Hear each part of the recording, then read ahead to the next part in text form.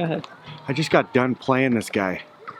You know, and it will be a nagging question for one whole year, 365 days. You know, and maybe I don't bring it in our little friendlies, but I hate leaving him thinking that he might have a chance against me, because he doesn't. He can't beat me. He thinks he can, but he can't. So Ben, you know what? Enjoy your year.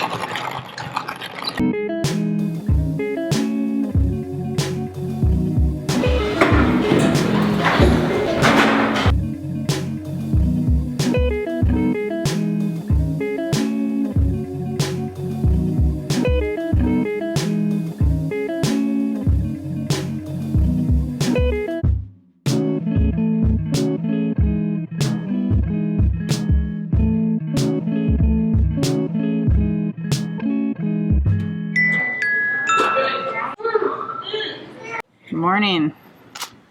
This is our first time making coffee here, and it is actually the last full day of camp.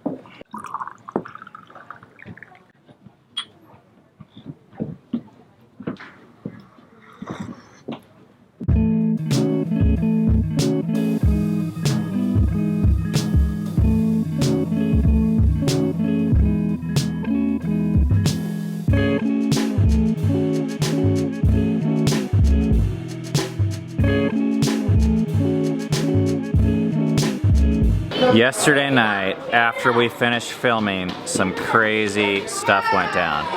I was really hoping to make it to the Pickleball Finals, but I lost the game in the quarterfinals. Then, after that, we had a doubles game with me and my dad and my cousin, two cousin-in-laws actually. And we won, which now puts us in the finals of the doubles, which I wasn't planning on winning at all. So tonight we're going to be playing the Pickleball Doubles Finals, my dad and I on the same team.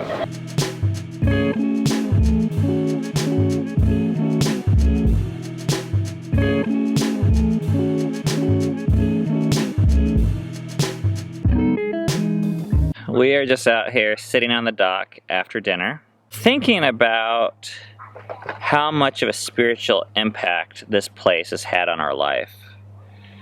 Someone asked us this week what our high and our low was of this place. And Cam and I both talked about these really life-changing decisions that we made here in our lifetime, numerous times actually. But the crazier thing about that is trying to figure out this question of, do we want to send our kids here? And we're both a little bit hesitant. In fact, we haven't sent our kids here besides for when they were little kids to the youth camp. But now that they're getting to be the age that we were, coming into these week-long and month-long really intensive programs, we're pretty hesitant. You know, in my childhood, this place was probably had the biggest impact of anything in my entire life spiritually. This is where I came to get charged up, inspired, learn, grow, motivated, connected. Now, what Cam and I are starting to believe that the home is the better environment for that. And the parents and the family are the place where most of those things should be happening. Mm-hmm. Partially because that's what parents are for, and also partially because, you know, you might send kids here for 4 weeks, but what about the other 48 weeks? You know, that's when the majority of spiritual growth should be happening. It's a weekly thing, not just this mountaintop summer experience. I was just talking with Ben's mom about her perspective. Ben would do these month-long TCL serving the camp experiences in high school, and then he would come off of that and have parties at his parents' house And they would keep having parties because it was so hard for them to say goodbye, because they had this like little nucleus of people that they did everything with for 4 weeks. And she was saying, I felt sorry for them because it was so hard to come off of that into the real world. And that kind of makes me think, there's something kind of off about that. Yeah, if most of your spiritual growth happens in a bubble, in a place that's not real, I don't know what the long-term effects are. I mean, I'm really thankful for it. I'm thankful for all the experiences I had. I don't know what my alternatives were, but yeah. I guess we want to give our kids a learning environment throughout the year where they don't need to go to a place to get a spiritual high. Yeah, it's hard. I mean, obviously that's like where I met Ben, and I don't have any... Well, that made it all worth it. And I don't have regrets about that. Let's go.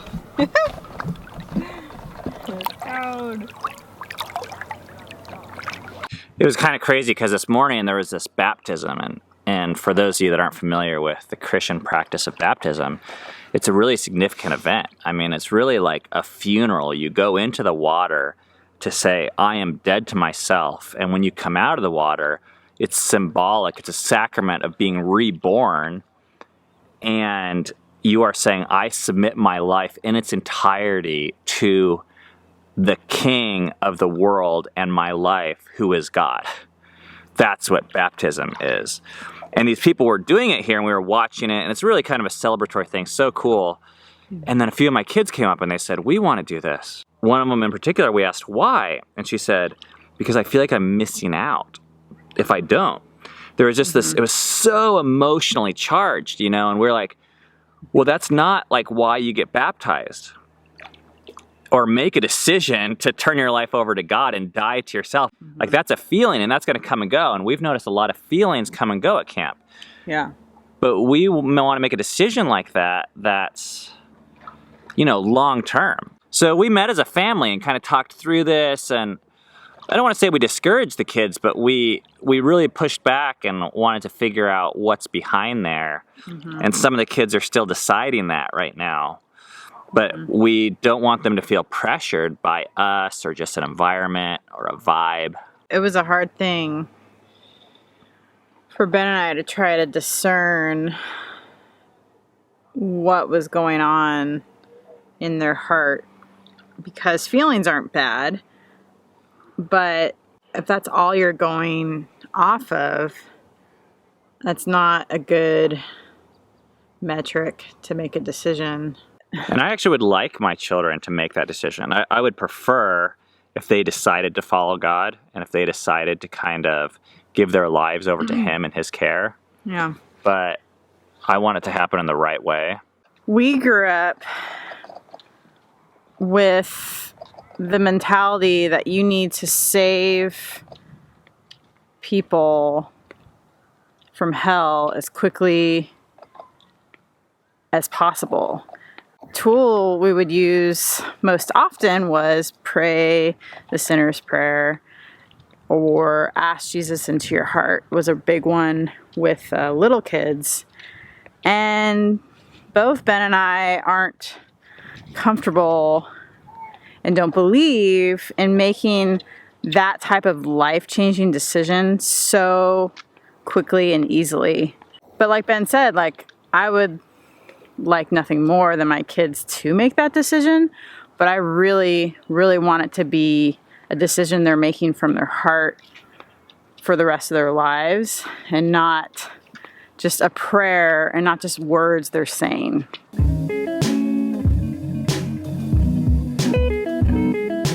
So now that we're done talking about that stuff, we got some more serious things here, which is the pickleball tournament. Well, yeah, it's coming home again. 4-Pete, 2016. Congratulations. Thank you. Thank you. We'll see you next year. Man, I wanted to see him in the finals. But it did feel good to beat you in doubles. I don't know if you remember that. That happened. I forgot, actually. I moved on. Ben and his dad are playing a pickleball match because they won and now they're playing for the title.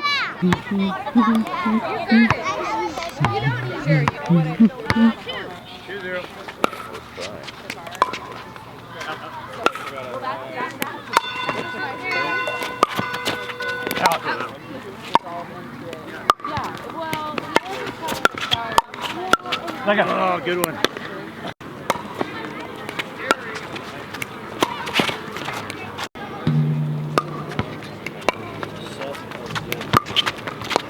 Nice shot.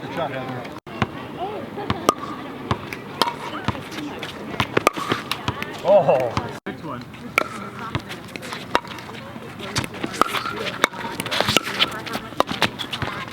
They lost their first game. Now they're playing their second game.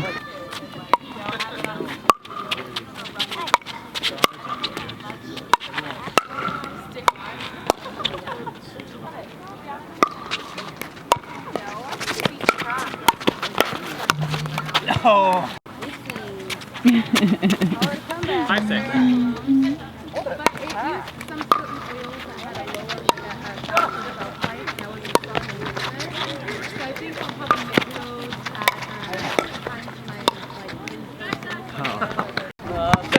Game point. Okay, 14-12, right back. Just right back. Yours.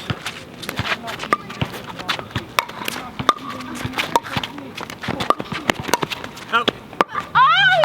Nice. Was it out? Good game. They lost. Game over. You know that back line? Right in the corner. Your serve was right in that corner. The best part of this whole game is that Ben was playing with his dad. I think that's cool. How do you feel? We got second place. Yep. You guys did good. Can't win them all, you know. Ooh, nice. We could have had it though. Nice cup placement. We were right there. It is Friday. That means it's Shabbat. Even though It's hard to get too close to Ben, even though I love him. He's like sweating a lot. Even though we didn't get first place, we still rest because we believe we're good enough outside of our pickleball performance. Even though it doesn't feel like it. We could have had it. Today's the last day of camp, so we are going to be taking a break for the weekend. We have no idea where we're going to be on Monday. I know, it's kind of weird not to have a plan. We're talking about maybe California, maybe Montana. We actually don't know where we're going to stay tomorrow night. It's a great week up at camp though, connecting with old relationships, getting some new thoughts, making some new relationships. It's time for our rest though. So Shabbat Shalom. Shabbat Shalom. We'll see you guys on Monday.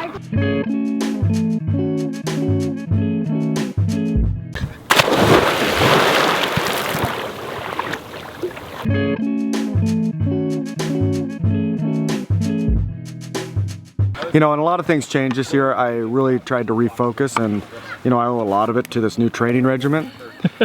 And the secret is in the Rice Krispie treat.